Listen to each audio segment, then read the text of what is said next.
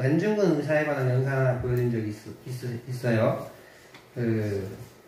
누가 죄인인가? 라는 뮤지컬 노래였는데, 뮤지컬 영웅의 한 장면으로 안중근 의사가 이토 히로부미를 살해했다는 제목으로 재판을 회부되죠. 그러고 나서 이제 판결을 언도하기 전에 최후 변론의 시간을 줘요. 그때 이제 노래로 누가 죄인인가라고 하면서 이토 히로부미가 지은 15개의 죄목을 나열합니다.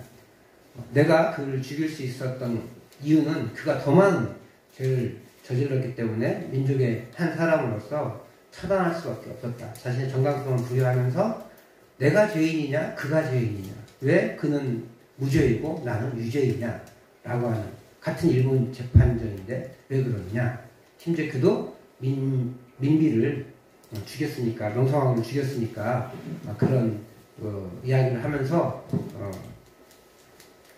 안중근 의사가 최후의 변론을 했던 노래입니다. 누가 죄인인가? 우리 아이들 너무 좋아해서 저도 자주 들었었는데, 스테반 집사님에게도 최후의 변론 시간이 주어졌어요. 이 스테반 집사님이 복음을 열심히 전했죠. 6장에서 살펴봤던 것처럼 복음을 열심히 전했습니다. 그리고 감사하게 능력이 많이 일어났어요. 항상 복음의 전함의 초기에는 이런 능력 현상들이 많이 나타납니다. 그런데 이제 그런 상황에서 모함이 들어왔죠. 그리고 이제 공의회에 불려가서 공회에 붙여집니다. 그래서 이제 종교재판이 일어난 거예요. 근데 이 종교재판은 사법적인 그런 형태도 갖춰져 있기 때문에 로마의 재판장에 가기 전에 다시 재판이 벌어지는 것과 일맥상통한 거예요. 그래서 종교재판이긴 하지만 이 시대에는 사형권은 없었는데 원래는 사형까지도 선고할 수 있는 아주 사회법정과 전혀 다르지 않는 그런 위력이 있었습니다. 물론 로마 시대에는 사형을 함부로 못했어요. 그래서 이제 그 재판을 받게 됩니다. 거짓 증인들이 모함으로 스테반 집사님을 재판을 회부한 거죠. 이제 그 말을 듣고 대제사장이 이렇게 묻습니다. 7장 1절에 이게 사실이냐? 이 한마디 묻었어요. 그리고 이제 우리가 53절까지 읽었는데 2절부터 53절까지는 스테반의 변론입니다. 짧게 자신을 변론할 기회가 생겼어요. 그런데 그의 변론은 자신이 이렇게 한 게 아니다 뭐 이런 얘기를 한 게 아니라, 자신이 행한 어떤 것에 대한 변론이 아니라 이스라엘 역사를 간략하게 살펴보고 있어요. 지금 역사를 논할 때가 아니잖아요. 나 그렇게 하지 않았다라고 얘기를 해야 되는데 이스라엘 역사를 간략하게 개진하면서 성전까지 언급해요. 왜 그러냐면 이 사람들이 거룩한 곳과 그 다음에 율법에 거슬려서 행동했다 이렇게 회부했거든요. 그러니까 이 두 가지를 얘기하는데 율법은 어디랑 연결되어 있어요? 역사가 연결되어 있잖아요. 그런데 율법을 거슬린다라는 말은 뭐가 동일하냐면 하나님을 거부한다라고 동일해요. 예를 들어서 우리 아들한테 준서 공부 열심히 해 라고 했는데 한참 놀았어요. 그럼 제 말을 거부했죠. 그러면 제 말을 거부한 것과 동시에 저를 거부한 거예요. 내 말을 존중 있게 받지 않은 거니까. 마찬가지로 하나님의 율법을 거스린다는 것은 하나님을 거슬려 산다는 것을 의미하거든요. 그래서 율법을 거스립니다 라고 항변을 이 스테반을 재판에 회부했는데, 스테반은 어떤 걸 얘기하면 하나님을 거스린 거에 대한 이야기를 하고 있는 거예요. 그럼 놀랍게 하나님은 내가 거스린 게 아니라 당신들이 거슬렸습니다 라고 얘기를 하는 거죠. 스테반의 변론이 생뚱맞아 보이죠. 거룩한 곳, 성전과 율법을 거슬러 말했다는 그들의 거짓 증언에 빗대어서 자신은 율법을 존중하며 성전을 모독하지 않았다. 이 변론을 사실은 우회적으로 얘기를 하는 거예요. 내가 아니라 당신들이 그랬습니다 라고 하는 거죠. 뮤지컬 영웅에서 일본 법정이 이토 히로부미를 살해한 것에 대해서 죄를 물었을 때 이토가 그토록 크고 많은 만행을 저지른 것과 자신의 죄를 비교했을 때 이토는 무죄, 나는 유죄. 이 도대체 무슨 재판이냐? 일본 재판정은 왜 이러느냐? 이렇게 판단한 거 기억나시죠?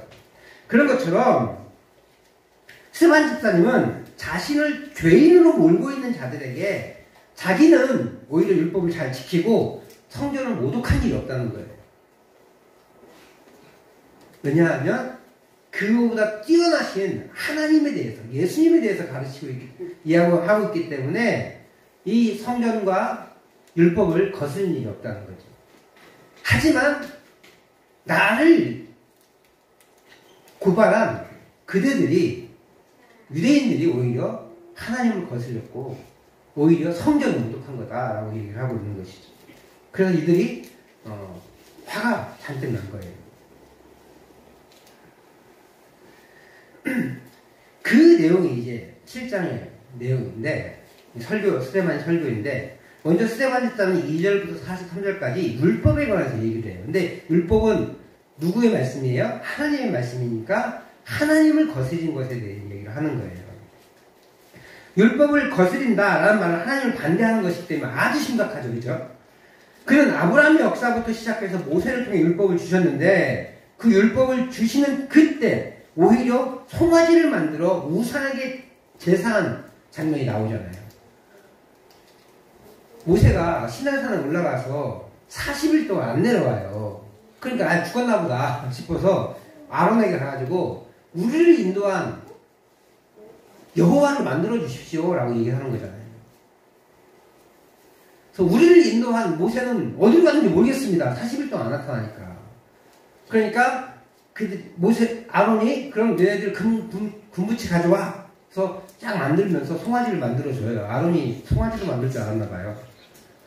송아지를 만들면서 뭐라고 하냐면 이것이 너희를 애굽에서 인도한 여호와다. 신이다.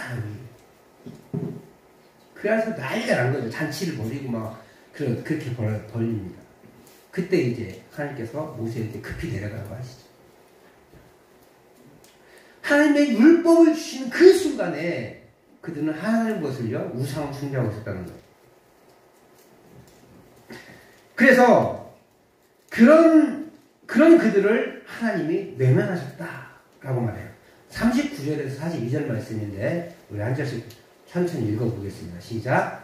우리 조상들이 모세에게 복종하지 아니하고자 하여 거절하며 그 마음이 도리어 애굽으로 향하여 아론더러 이르되 우리를 인도할 신들을 우리를 위하여 만들라. 애굽 땅에서 우리를 인도하던 이 모세는 어떻게 되었는지 알지 못하노라 하고 그때 그들이 송아지를 만들어 그 우상 앞에 제사하며 자기 손으로 만든 것을 기뻐하더니 하나님이 외면하사 그들을 그 하나님의 군대 섬기는 일에 버려두었으니 이는 선지자의 책에 기록된 바 이스라엘의 집이여 너희가 광야에서 40년간 희생과 제물을 내게 드린 일이 있었느냐.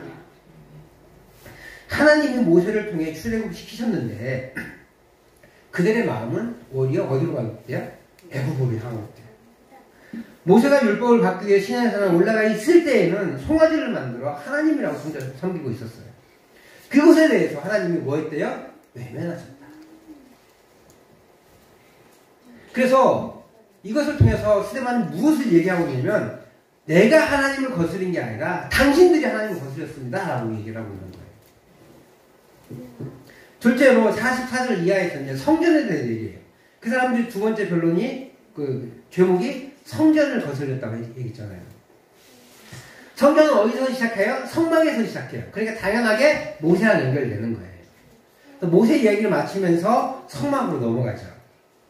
성막은 모세 시대에 하나님이 주신 양식대로, 오늘 성경에는 하나님이 보여주신 양식대로 만들었다고 얘기했습니다. 그리고 솔로몬이 성전을 지었습니다. 스데반은 더 이상 언급하지 않지만 사실 솔로몬 성전은 예루살렘 멸망 때 완전히 파괴돼요. 600년 넘어서 파괴된 지. 그리고 나서 515년에 약 한 515년 전에 이 시점을 정확하게 기준으로 한다면 한 550년 전에 수르바벨에 의해서 다시 만들어진 거예요. 그리고 예수님을 죽이려고 했던 헤롯 있죠, 헤롯. 예수님 태어난 헤롯. 그 헤롯은 건축이 아주 좋아하는 사람, 건축가예요. 그래서 60년간 그 수르바벨 성전을 리모델링해요. 증축을 하는 거예요. 멋지게. 그런 상황이에요. 그래서 예루살렘 솔로몬 성전은 없어진 지 500년이 넘었어요. 그런 상황에서 이들은 솔로몬의 성전을 기억하고 있는 거예요. 왜 그랬을까? 솔로몬의 성전이 훨씬 더 영화롭거든요. 수르바벨 성전은 초라하기 그지없습니다. 솔로몬 성전에 비하면. 그래서 초라한 모습으로 가지고 있지만 그들의 영광은 늘 어디에 있어요? 솔로몬의 성전에 있는 거예요. 그리고 하나님의 약속. 내가 언제든지 이 성전에 눈을 떼지 않겠다라고 하셨던 하나님의 약속을 기억하는 거예요. 문제는 이들은 하나님께서 이 성전에 계신다고 믿은 거예요. 계속 머물러 계셔요. 그래서요, 성전이 파괴되잖아요. 그러면 세상이 끝나는 것으로 봐요. 하나님 없는 것으로 보이는 거예요. 그래서 성전이 있는 한 이스라엘은 절대 멸망하지 않는다는 신념이 각고합니다. 이미 성전이 한번 멸망한 적이 있잖아요. 그럼에도 불구하고 그 이후에 수르바벨에 의해서 재건축된 그 성전이 500여 년간 연결되어 오니까 이 성전은 절대 멸망하지 않아 라고 믿어요. 왜요? 거기에 하나님이 계시니까. 하나님이 계시니까 성전은 멸망하지 않고 성전이 있는 한 하나님은 우리 편이라고 얘기하는 거예요. 그래서 성전을 그들은 우상시합니다. 사실 우리 이 예배당을 옛날에 성전이라고 불렀죠. 그리고 여기를 뭐라고 불렀어요? 제사이라고 불렀죠. 여기서 제사 안 지내잖아요. 그럼 저는 위에 올라왔으니까 저는 재물인 거예요. 여기는 강대상이에요. 말씀을 강론하는. 이곳은요, 우리가 예배하는 예배당이에요. 성전은 어디에 있을까요? 이제 내 안에 있는 거예요.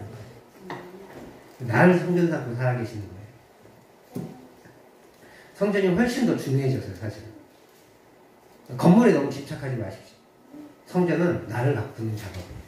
성전을 거룩하게 유지하는 것은 내가 건물을 깨끗하게 짓는 게 아니라 내가 하나님의 말씀대로 살아가는 것이라는 것을 기억해야 돼요.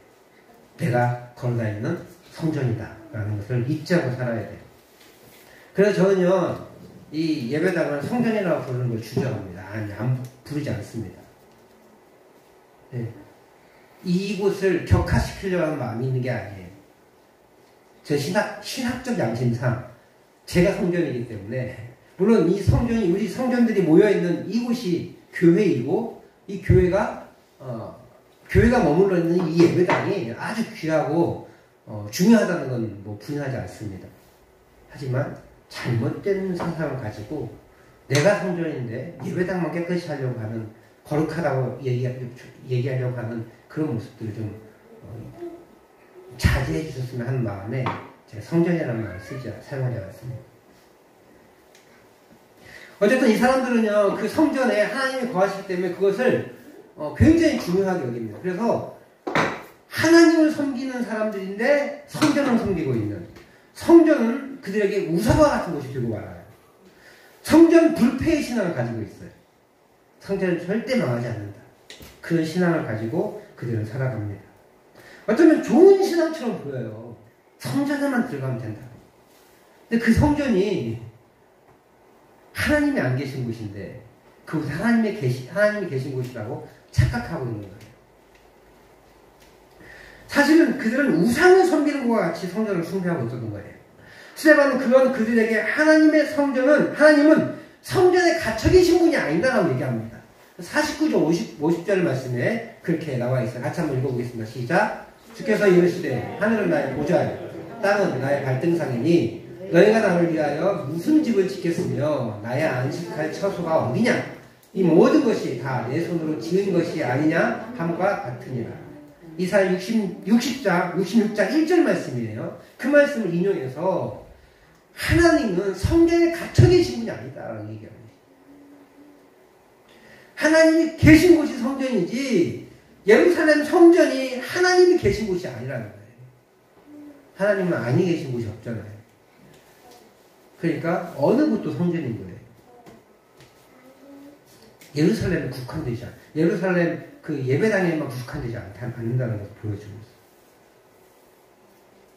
이렇게 스데반은 역사와 성전을 통해서 자신이 하나님을 반대하지 않고 성전에 대한 그들의 생각이 잘못되었음을 얘기하면서 자연스럽게 자신을 변론하고 있어요. 성전은 하나님이 거주하는 것이, 여기서 말하는 예루살렘 성전은 하나님이 거주하는 것이 아니라 이 예루살렘 성전을 통해서 우리 인간이 하나님을 만나는 장소예요. 근데 오늘날의 성전 개념은 뭐예요? 내가 성전이잖아요. 성령 하나님께서 우리 안에 내주하시기 때문에 내가 성전이 되는 거예요. 그래서 나는 언제든지 하나님을 만날 수가 있는 거예요. 약간의 개념 차이는 있을 수 있지만 이제 그 성전은 내 안에 내주하시는 성령님께서 내주하시는데 내주하시는 내가 성전이고 나는 언제든지 어느 순간이든지 어떤 상황이든지 하나님을 독대해서 만날 수 있다는 그런 성전의 변화가 일어난 거예요, 사실. 그러면 성전은요, 하나님의 임재의 상징이에요. 거주의 상징이 아니라. 만남의 장소예요. 거주의 장소가 아니라. 그런데 유대인들과 종교 지도자들은 열왕기상에 솔로몬 성전이 완공될 때 약속했던 거 있잖아요. 그 약속만 가지고, 그 한마디 가지고 예루살렘 성전은 하나님이 거주하는 곳이다 라고 착각한 거죠. 이것에 대해서 솔로몬이 지적하고 있는 겁니다. 근데 여기서 멈추지 않고, 여기서 멈췄으면 참 좋았을 텐데, 스데반이 여기서 멈추지 않고 직접적으로 그들을 책망해요. 그리고 51절 말씀을 먼저 한번 읽어보겠습니다. 시작. 목이 곧고 마음과 귀에 할례를 받지 못한 사람들아, 너희도 너희 조상과 같이 항상 성령을 거스르는도다. 왜 그랬을까요? 왜 그랬을까요?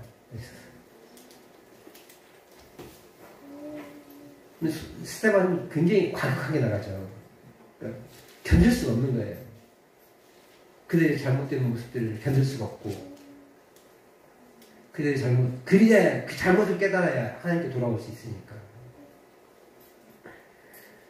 유대인들과 종교 지도자들은 조상의 율법을 지킨다고 하면서 성령을 거스리고 하나님을 반대하는 자들이 되었다고 말하는 거예요.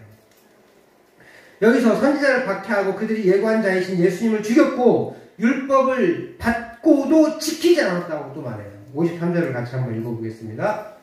시작. 너희는 천사가 전한 율법을 받고도 지키지 아니하였도다 하니라.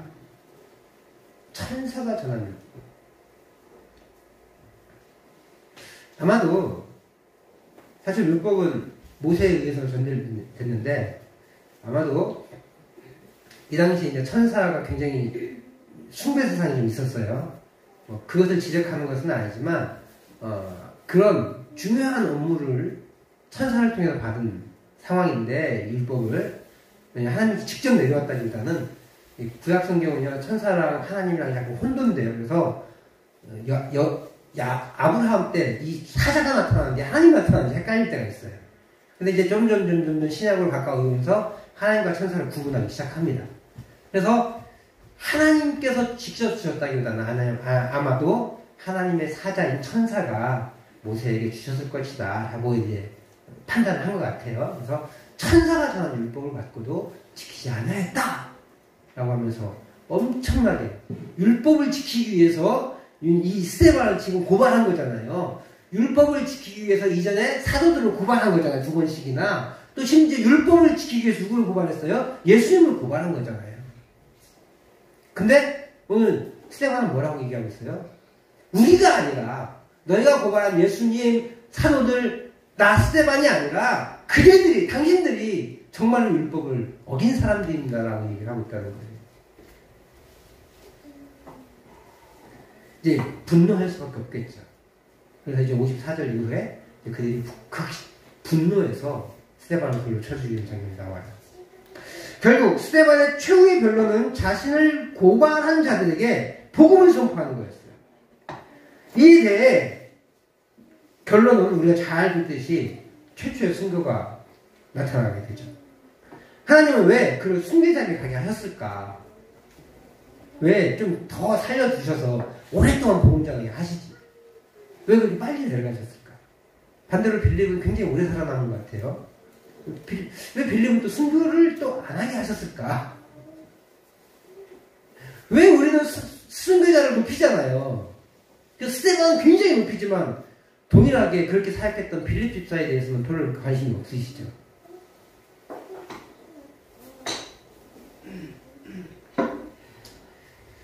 왜 하나님은 스데반을 그렇게 데려가셨을까? 알 수 없어요. 아마 그의 사명이 거기까지이고 터툴리안의 고백처럼 교회는 순교자의 피로 세워진다라고 했던 말처럼 그렇게 하나님이 순교자의 피가 필요해서 그랬었는지도 모르겠어요. 이미 사실은 예수 그리스도의 피 때문에 교회가 세워졌기 때문에 그것을 바탕으로 하기 때문에 사람의 피가 필요하지는 않아요. 근데 최초의 순교지들을 가보면, 그러니까 복음이 왕성하게 전파된 곳에 가보면 순교의 역사가 초기에 많이 일어났더라고요. 그것을 보고 이제 터툴리안이 교회는 순교의 피의 터에 세워진다라고 말한 것 같아요. 스데반은요, 위기의 순간에 그가 가진 복음을 차근차근 설명합니다. 그리고 복음을 반대하는 자들에게 그들의 죄악을 선언하면서 하나님의 복음을 전합니다. 그의 설교는 유대인들을 질책하는 데서 끝나기는 하지만 아마 그가 목숨이 더 살아있었다면 예수가 그리스도이십니다라고 전했을 거예요. 사실 스데반은요, 설교의 결론을 내지 못했어요. 어디까지만 냈어요? 그들이 죄인이라는 것까지만 알려줬어요. 유대인들이 너무 성질이 급해가지고 분노해서 돌팔매질을 했기 때문에 그의 마지막 그 결론을 못 내린 것 같긴 해요. 그렇지만 반드시 그가 그 생명이 더 붙어 있었더라면 예수님을 그리스도라 전했을 것입니다. 복음을 가진 자에게는 좋은 일만 생기지는 않습니다. 오히려 스데반처럼 사도들처럼 고난이 올 수도 있습니다. 그 순간 우리는 멍하게 있다가 사단의 계략에 당하고 말아요. 할 말을 준비하지 않으면 그 순간 대처하기 쉽지 않습니다. 그러므로 복음을 준비해야 합니다. 복음은 우리 하나님이 우리에게 베풀어진 십자가 사랑을 말하는 것이 분명합니다. 그런데 또 우리 각자가 받은 은혜가 또 있습니다. 은혜의 결이 좀 달라요. 사람마다. 어떤 사람은요, 기도를 통해서 은혜를 누리고, 어떤 사람은 또 성경을 통해서 은혜를 누리고, 어떤 사람은 찬양을 통해서 은혜를 누립니다. 은혜의 결이 좀 다릅니다. 내가 받은 은혜의 그 강도도 조금 다릅니다. 복음은 같은 복음이지만 내가 받는 방향은 조금씩, 방법은 조금씩 다르다는 거예요.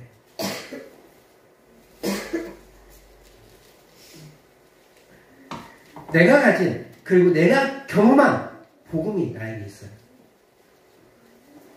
스데반의 경우처럼 예수님의 지킬적인 가르침을 받지 못해서 12사도에 들어가지는 못했지만 여러 모양으로 예수님의 가르침을 받았을 것이에요. 그죠?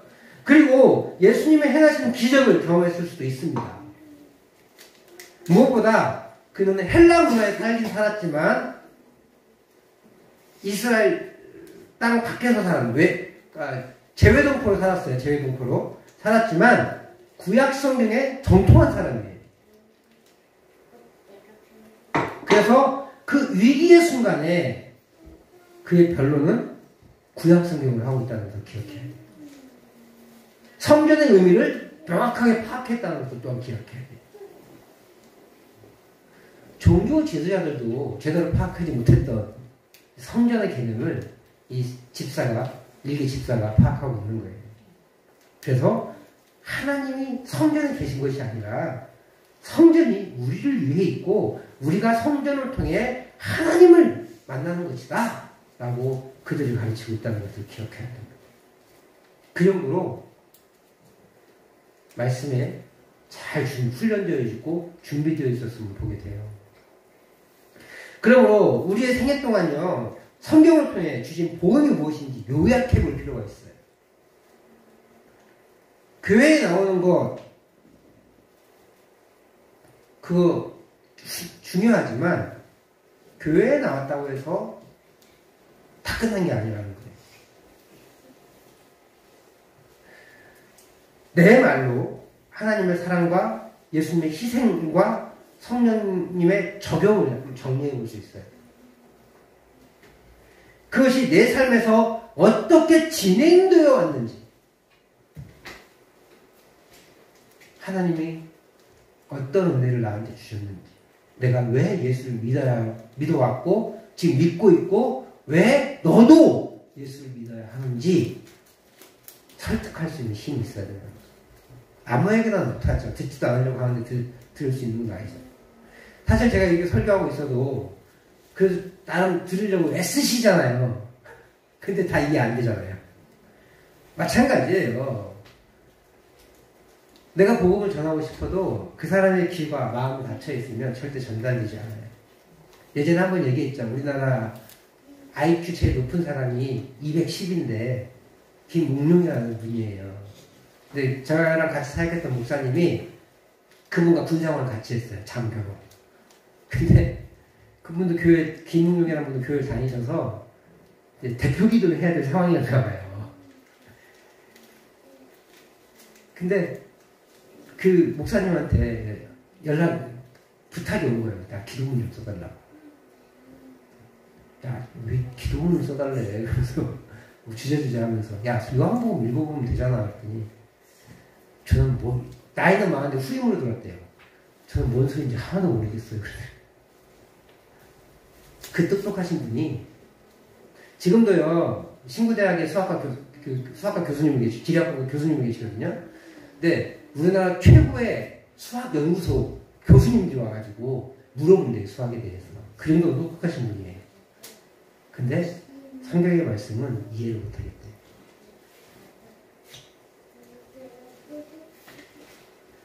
가려져 있고 갇혀져 있으면 못 알아먹습니다. 그렇기 때문에 하나님께서 우리에게 쉬운 말로 가르칠 수 있도록 경험이라는 걸 주시거든요. 내가 받은 은혜들이 있어요. 그죠? 그러니까 예배당에 참석 와서 예배 드리시잖아요. 근데 그것을요, 정리해 놓지 않으면 다 까먹어요. 잊어먹게 돼요. 희미해져요. 말로 조리 있게 한 번이라도 말해 놓으면, 혹은 다른 사람이 또 얘기하면 그 감동이 계속 남아있습니다. 그리고 더 좋은 건 이미 그 당시에 글로 적성해 놓는 거예요. 많이 지나서 그 감동들이, 그 내용들이 생각이 안 날 때가 참 많을 거예요. 그리고 나중에 남아있을 때 그것을 정리해 보십시오. 그것을 가지고 기회를 만들어서 내 가족들에게 혹은 내 이웃들에게 전할 수 있기를 바랍니다. 사랑하는 성도 여러분, 복음은요, 감정이 아니에요. 교회에 출석하는 것도 아니에요. 감정을 사용하시고 복음을 누린 사람의 최종적인 결론이 교회에 출석하여 예배자가 되는 것이 사실이지만, 복음은 이성적이고 논리적입니다. 성경은 굉장히 논리적이에요. 다만 그 논리를 우리가 다 못 따라가요. 예를 들어서 우리 현서에게 방정식을 가르치면 잘 못 알아들어요. 이제 방정식 배우기 시작할 거거든요. 아직 못 알아들어요. 초등학생은 더하기 빼기 가르치는 거예요. 중학생은 방정식 가르칩니다. 중학교 3학년, 4학년 넘어가면 함수 가르쳐요. 쫙쫙 더 넘어가면 로그함수, 지수함수 나옵니다. 점점 그 수준에 맞게 이야기를 하는 거죠. 성경의 논리를 다 우리가 못 이해했어요, 사실은. 아직도. 그래서 계속해서 알아가고 있습니다. 그러나 논리를 내가 못 찾았다고 해서 성경이 비논리적이다라고 말할 수는 없어요. 그러니까요, 우리가 받은 은혜를 반드시 한번 기록해 보세요. 그리고 우리 온가족 축복 예배 준비하고 있잖아요.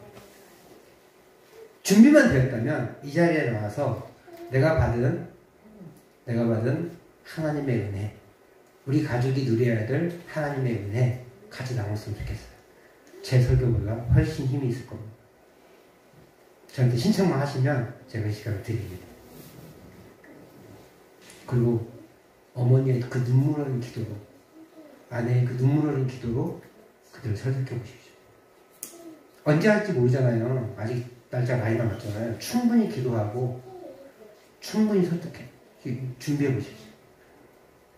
그리고 저는 글을 잘 못 쓰겠어요 라고 하면 저한테 다 얘기하세요. 그럼 제가 정리해서 글도 써드릴게요. 설교 준비한다고 하면 되잖아요. 꼭 정리해 보십시오. 그리고 우리 가족들이 나눌 하나님의 은혜를 한번 같이 이 시간에 여기서 나누면 더 좋을 것 같아요. 다 하라고 하지 않을게요. 저는 못하겠어요. 그러면 안 할게요. 그렇지만 그런 시간들이 좀 있어서 내가 받은 복음, 내가 가지고 있는 복음, 은혜, 그리고 우리 가족들이, 우리 친척들이, 우리 이웃들이 누려야 될 그 은혜, 같이 누려야 되는 이유, 그것들이 설명되어 준다면 훨씬 더 힘이 있을 것 같습니다. 아멘? 네. 왜 하나님이 예수님을 통할 때에만 구원을 이루고 천국의 시민이 되는지를 깨달아야 돼요.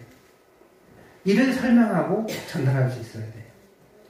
그것이 복음의 사명자의 삶입니다. 우리가 누린 복음의 은혜를 기억하십시오. 그리고 기록해보세요. 혹은 내 옆 사람에게 기회를 만들어서 한번 전해보세요. 이야기를 자꾸 하셔야 돼요. 자랑 같지만 그것이 계속 전달되어야 나한테도 도움이 돼요. 그렇잖아요. 40년, 50년 믿으니까 옛날 그 열정 어디 갔는지 모르겠어요. 하나님 더 이상 기적을 베풀지 않습니다. 이제 기적 안 일어나잖아요. 50년, 40년 믿으신 분들은. 그러면 점점 식어지게 돼 있어요. 은혜가. 불을 지피지 않는데 어떻게 계속 뜨거워져요? 식어지게 되는 거죠. 그 불을 지필 수 있는 방법은 모르겠어요. 기적이 아니에요. 이제 기적 신앙은 뛰어넘은 거거든요. 말씀 신앙과 감정 신앙이거든요. 참고로 저는 감정 좋아하지 않습니다. 근데 간증은요, 나를 살려요. 남의 간증 듣고, 와, 좋겠다, 박수 치는 거, 안 좋아요. 나는 저렇게 못 살거든요. 나는 저렇게 안 되거든요. 그리고 오히려 절망감에 빠질 수 있어요. 그리고 그 간증이 모든 사람에게 통용되지 않습니다. 신학적으로 틀리가 너무 많아요. 근데 하나님이 그 사람에게는 특별한 그렇게 신학적으로 틀렸음에도 불구하고 주신 은혜가 있기에 그 상황을 겪게 하시는 거예요. 일반화시키면 안 돼요, 간증. 나에게도 주는 특별한 일. 근데 내가 가진 특별한 걸 내 이웃 사람에게, 내가 잘 아는 사람에게 전할 수 있잖아요. 그리고 어떻게 할 수 있어요? 교회 초대해서 목사를 통해서 말씀을 가르침받게 할 수 있잖아요. 근데 간증신앙은 문제가 되는데 간증만 들어요. 그러면 자꾸 열등감만 생깁니다. 저 사람 대단하네. 저 사람이 나는 끝이야. 난 아니야. 이렇게 하고 멀어져 버리거든요. 간증은 힘이 됩니다. 간증신학을 제가 좋아하는 편은 아닌 거예요. 그거 말씀드리려고 한 거예요. 하지만 내가 가진 간증은 어느 것보다 힘이 있습니다. 그래야 자신감을 가지고 얘기할 수 있잖아요. 근데 남의 간증만 자꾸 듣지 말고, 그렇게 크고 막 스펙타클하지 않을지 모르지만 내가 가진 확신이 있잖아요. 내가 예수님 믿을 때 확신, 어떻게 인도만 받았고, 어떻게 은혜를 누렸고, 얼마나 열정적으로 살았고, 이런 것들 옆에서 봤는데 우리 엄마는 왜 이렇게 저렇게 사는지 모르겠다. 몰라요. 안 들었으니까. 근데 기회를 만들어서 전달해보세요. 우리 엄마의 믿음이 전달이 됩니다. 기도가 전달이 돼요. 그래서 나도 우리 아들이, 우리 딸이, 내 남편이 나와 같이 예수 믿었으면 좋겠습니다라고 한다면 힘이 있을 거라 믿습니다. 복음을 준비하십시오. 특별히 가능하시다면 온갖 축복력일 때 이 시간 이 자리에 나와서 혹 내가 가진 복음을 우리 가족들에게 전달해 볼 수 있으면 좋겠습니다. 근데 제가 점검할 거예요. 제가 가진 신앙의 안심에 너무 벗어나 있으면 이건 뺐으면 좋겠습니다. 그럴 거예요. 아니면 언어를 좀 순화시켜라고 할 거예요. 제가 한번 보고 그렇게 할 겁니다. 그러니까 꼭 이 자리에 못 하시더라도 내가 가진 복음을 한번 정리해보고 또 이웃에게 얘기해보고 이렇게 단편적으로 찔끔찔끔 얘기하는 것도 좋긴 해요. 네. 한번 시작부터 끝까지 그렇게 쭉 할 수 있는 기회가 있었으면 좋겠습니다. 아멘? 네, 그렇게 복음의 사명자로 복음의 전달자가 되어서 한 영혼을 주께 돌아오는 믿음의 거룩한 백성이 되기를 소망합니다. 그런데 있잖아요. 중요한 거는 이건 길어지는데 말씀에 의해 점검받아야 돼요. 지금 그 뉴스에 그 많이 나오는 이단 있죠. 그 사람들도 말씀의 점검이 없으니까 젖다리가 되는 거예요. 그 5편, 2편 제가 어제 급하게 빠르게 봤거든요. 근데 여자 이단이에요. 아가야 나오느라 달맞이 가자. 그 아가와 같이 돼야 천국에 어린아이와 같이 돼야 천국에 갈 수 있다. 마태복음 말씀처럼 그걸 아마 딴 것 같아. 근데 이 사람은 신학도 안 하고 그냥 평신도 하다가 욕심껏 자기 사람들 챙겨가지고 2층 가가지고 아가야 동산 만들어 사는 사람이에요. 아주 그냥 악질인 것 같아. 제가 볼 때는. 말씀에 점검이 없으니까 이단으로 빠지는 거거든요. 말씀으로 점검받는 신앙이 필요해. 복음을 증거할 때도 제가 아까 점검해 준다고 했잖아요. 자기에게 은혜가 되지만 다른 사람에게는 혹 오해를 살 수 있는 부분들은 점검할 필요가 있는 거고, 우리야 이제 교회 안에 잘 있기 때문에 큰 문제가 없을 수 있지만 저렇게 이단에 빠지는 사람들은 말씀에 점검이 안 되니까 저기 빠져나가는 거예요. 왜 안 돌아오냐 이렇게 물어보면 뭐랬냐면요, 메시아이시라니까. 다 맞는 말 같대요. 심지어 그러니까 점검이 안 되니까 그런 거예요. 말씀. 그래서 제가 부탁을 드리는 건 제 설교도 점검해 보세요. 정말로 그러한가? 상고하는 믿음. 그 믿음이 귀한 믿음이에요. 제가 비판이 들어온다면 비판 달게 받고 저도 더 연구할 거예요. 그런 식으로 우리가 이 말씀이 하나님의 말씀으로 받아야 되지만 배려할 사람들은 그 말씀이 정말로 그러한가 상고한다고 했어요. 비판적으로 해서 와 목사 뭐가 틀렸을까 이걸 얘기하는 게 아니라 정말로 그 말씀이 하나님의 말씀인가 계속 생각하고 고민하고 내가 마음속에 넣고 그렇게 해서 내 신앙을 점검하고 잘못된 말씀에 의해서 빛나는 부분들이 있으면 다 바로잡고 그렇게 해서 신앙을 발전시켜 나가는 거예요. 아직 늦지 않았어요. 나 이 나이에 목사님 뭘 해요? 라고 하지 마시고 계속해서 말씀에 의해서 점검받으시기 바랍니다. 그게 무슨 신앙이다? 묵상의 신앙입니다. 말씀 묵상을 기도하면서 잘 해나가시길 부탁을 드립니다.